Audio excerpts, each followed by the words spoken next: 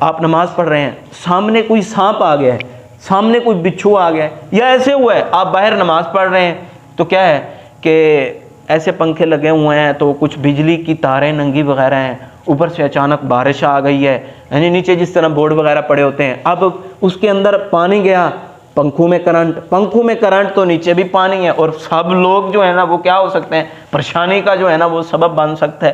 تو پھر اگر کوئی ایسا معاملہ بن جائے تو ہم کیا کریں؟ یعنی کہ ہم نماز پڑھ رہے ہیں، کیا ہوا ہے کہ ایک چھوٹا سا بچہ ہے، وہ کیا ہے، وہ دوبارہ بیڈ کے اوپر چڑھنے کی کوشش کرتا ہے، اب وہ نیچے گر گیا تو بچے کا سر پاڑ گیا، بچہ مر نہ جائے۔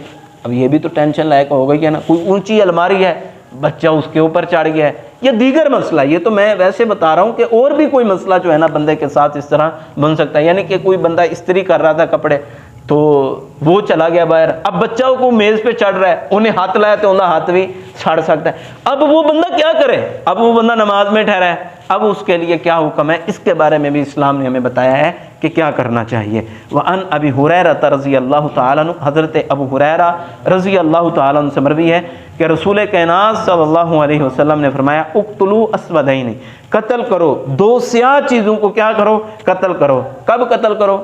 فی الصلاۃ، نماز کے اندر قتل کر دو، یعنی کہ کوئی الحیۃ والاقرب، سانپ یا بچھو تم نماز کے اندر دیکھتے ہو تو اس کو کیا کرو؟ قتل کر دو۔ اب کیسے قتل کرو گے؟ نال کوئی بندوق ریفل، کوئی چھوٹیاں تے پئیاں نے، یعنی سڑیاں جتیاں نہیں، کیفیت بھی پھر اس طرح ہے ماشاءاللہ۔ اب پھر وہ کیسے کرے گا؟ اب کیا کرے گا کہ اس کو نماز سے جانا پڑے گا، کوئی ڈانگ سوٹی لب کے لانی پڑے گی نا، کوئی چیز لب کے لانی۔ اقتلو، قتل کرو۔ قتل کیسے کرنا ہے؟ یعنی کہ انہوں بالکل مار دیو، انہوں کی کرو بالکل۔ اب کوئی چیز تلاش کرنی پڑے گی، آپ جائیں گے، یعنی کہ ایسا خدشے کا معاملہ بن گیا ہے کہ بچہ اوپر سے نیچے گر کے مر نہ جائے، نماز چھوڑ کے بچے کو بچایا جا سکتا ہے۔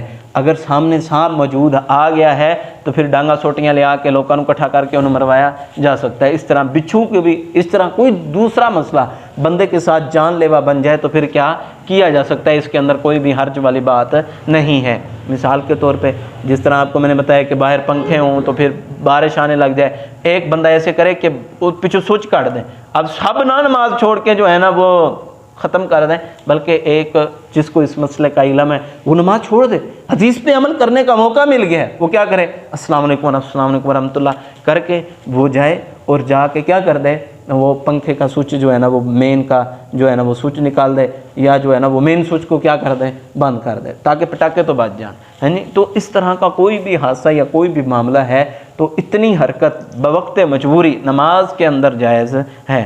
تو یہ ہمارے حکام و مسائل جو ہے نا کتاب الصلاۃ میں اس اعتبار سے تھے کہ ہم نماز کے اندر کون کون سی حرکت وغیرہ، کون کون سی شرائط ہیں اس کے لیے پابندی کی، تو یہ تمام شرطیں جو ہے نا ہمیں بتائی گئی ہیں۔